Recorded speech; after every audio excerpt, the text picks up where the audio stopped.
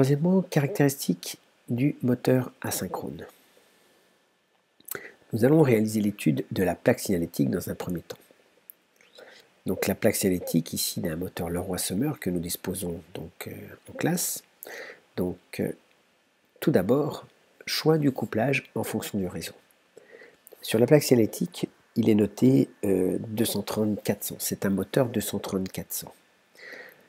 Nous n'avons pas régulièrement accès à cette partie-là. Donc je vais en quelque sorte les ignorer. Afin de connaître le couplage du moteur, ce que je vais faire, c'est que je vais observer le signal, enfin la grandeur la plus petite entre ces deux grandeurs. Ici, c'est 230 volts. Ce qui veut dire que le moteur va supporter, l'enroulement va supporter 230 volts. Si vous lui mettez une tension supérieure à 230 volts, le moteur sera suralimenté. Si vous lui mettez une tension inférieure à 230 volts, le moteur sera sous-alimenté.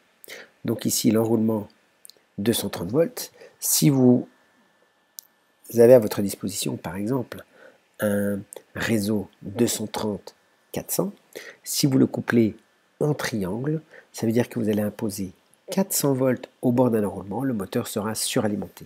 Si vous le couplez en triangle, vous serez dans le bon couplage, puisqu'avec un réseau 400 et en triangle, au bord d'un enroulement, vous imposez 230 et c'est la tension que veut l'enroulement. Ensuite, 50 Hz. Le 50 Hz nous précise les différents, nous précise la fréquence d'utilisation du moteur. Moi, je peux en sortir ici une information supplémentaire, ce sont les vitesses de synchronisme possibles. Par exemple, si P égale à 1, Ns étant égal à F sur P, donc 50 divisé par 1, donc 50 tours par seconde. Si je multiplie par 60, ça va me faire 3000 tours par minute. Si P égale à 2, ce qui me fait Ns est égal à 50 divisé par 2, donc 25 tours par seconde, multiplié par 60, 1500 tours par minute. Et si P égale à 3, Ns va être égal à 50 divisé par 3, donc 16,6 fois 60, donc 1000 tours par minute. Ce sont les vitesses de synchronisme possibles. Ensuite, vous pouvez observer ici les 1435 tours par minute. C'est en fait la vitesse de rotation au fonctionnement nominal donc du moteur. Je vous rappelle que le fonctionnement nominal, caractérise les conditions dans lesquelles le moteur aura le meilleur rendement. Nous pouvons dire que la machine a été fabriquée pour fonctionner dans ces conditions. Meilleur rendement veut dire un minimum de perte. Donc vitesse de rotation en fonction nominale, eh bien, nous pouvons déduire le glissement. Mais plus encore, puisque nous pouvons déterminer également la vitesse de synchronisme. Alors comment? Tout simplement, nous devons retenir que la vitesse de rotation est toujours inférieure à la vitesse de synchronisme, mais très proche.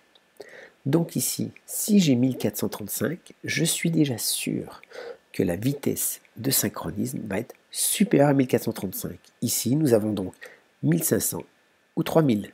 Donc la vitesse de synchronisme 1000 tombe. Laquelle prendre entre 1500 et 3000? Eh bien, la vitesse de rotation est toujours inférieure à la vitesse de synchronisme, mais très proche. Le plus proche de 1435, c'est donc 1500. Nous choisirons donc la vitesse de synchronisme égale à 1500 tours par minute. D'où il vient la détermination du glissement? G égale Ns moins N sur Ns, c'est-à-dire 1500 moins 1435 sur 1500, ce qui me fait 65 divisé par 1500. Je vous laisse le soin de faire ce petit calcul.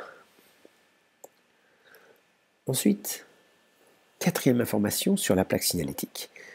Eh bien, cette information est la puissance utile. J'insiste, la puissance utile. Donc ici, c'est une puissance mécanique, donc de 1,5 kW ou encore 1500 watts. donc c'est la puissance utile, au fonctionnement nominal. Ensuite, nous avons le facteur de puissance, donc cosinus phi. Facteur de puissance, je vous rappelle qu'il vaut P sur S, ici 0,84. Et enfin, l'intensité de ligne. Alors moi, je vais utiliser cette information. Je vous disais tout à l'heure qu'un enroulement supportait donc la plus petite des informations, 230 volts, donc c'est ce qu'il veut l'enroulement.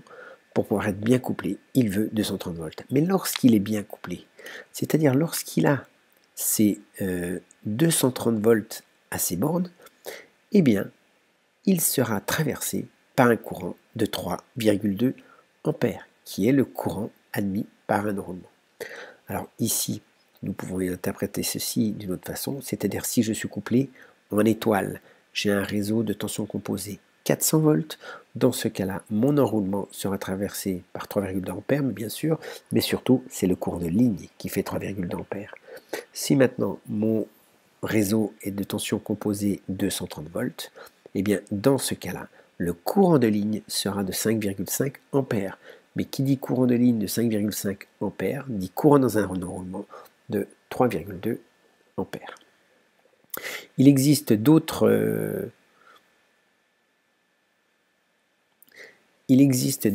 informations sur cette plaque signalétique, par exemple IP55 qui est l'indice de protection, la température de fonctionnement 40 degrés Celsius, la masse, le code du moteur, le fait que ce soit un moteur triphasé, mais également le nom du fabricant du moteur.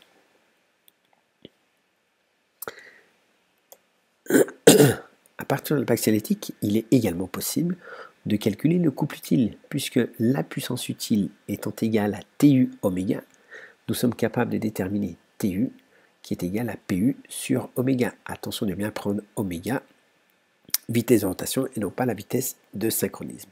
Donc la vitesse de rotation, oméga étant égale à 2 fois pi fois 1435 divisé par 60. Je vous laisse le soin de faire le petit calcul de TU. 3.2, fonctionnement à vide. Nous venons de voir les données nominales, les données pour le fonctionnement nominal. Maintenant, nous allons voir pour le fonctionnement à vide. À vide ne veut pas dire que le moteur n'est pas alimenté.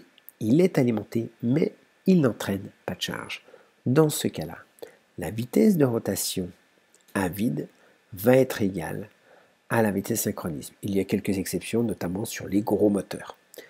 Donc, la vitesse synchronisme et la vitesse de fonctionnement à vide sont égales. Dans ce cas-là, comme le glissement est égal à ns moyenne sur ns, nous obtenons un glissement qui est nul.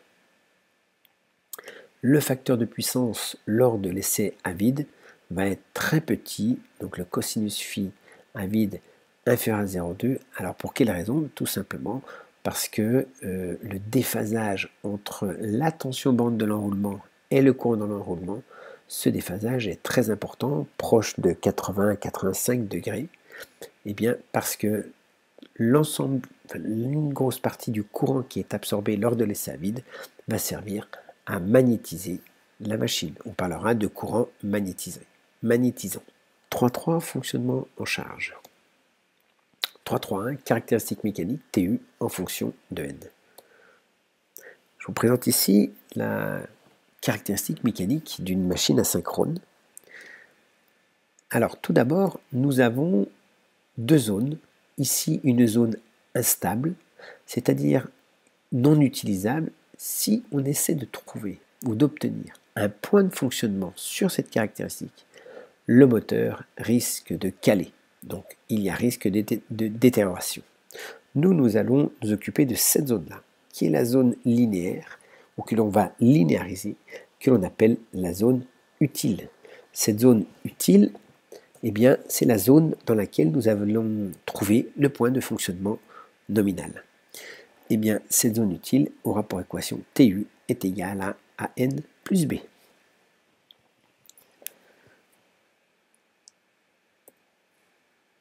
Sur cette caractéristique, nous trouvons un premier point ici extrêmement important qui est le couple utile de démarrage. Vous pouvez observer qu'un moteur asynchrone présente un couple utile de démarrage très important, ce qui donne à ces moteurs asynchrones l'intérêt de pouvoir démarrer en pleine charge.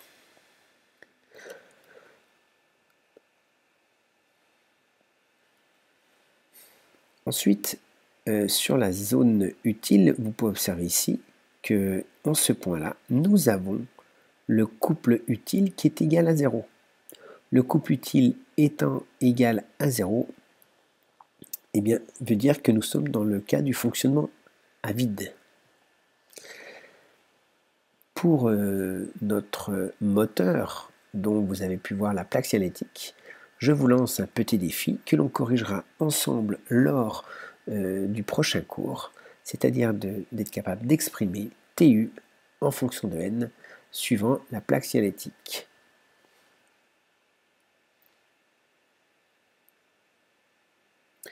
Ici, nous avons une petite information sur le glissement. Nous pouvons également donner un axe au glissement de 0 à 1, où ici, nous n'avons pas de glissement, et sur cette zone-là, lorsque n égale 0, c'est là où nous avons un maximum de glissement.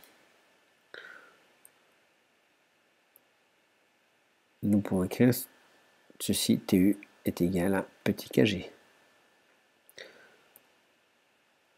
3.3.2, point de fonctionnement du montage en charge. Alors, je vous présente ici quelques exemples de charge. Donc TR en front de N. Une charge, c'est tout simplement ce que l'on va mettre sur l'axe du rotor, du moteur. Donc ça peut être, le moteur peut entraîner une machine à couple proportionnel à la vitesse, du type pompe volumétrique, ou encore de machines à couple proportionnel au carré de la vitesse, hein, cette courbe-là, mais également des enrouleuses, compresseurs, ressoreuses, et puis des systèmes de lavage ou de traction, où là vous avez donc le couple restant qui est constant. Je reprends la caractéristique T en fonction de n. Donc ces schémas sont repris du site de M. Claude Divou, physiqueappliquée.net. Donc nous avons notre couple utile T en fonction de n, où la zone qui va nous intéresser, c'est la zone linéaire qui est ici. Et ici, nous avons la caractéristique mécanique de la charge. Eh bien, au point de fonctionnement, TU est égal à TR, c'est-à-dire c'est en ce point-là, TU égale à TR. Ce point-là est appelé point de fonctionnement du montage. Donc nous avons une possibilité de réaliser une résolution graphique, mais également mathématique.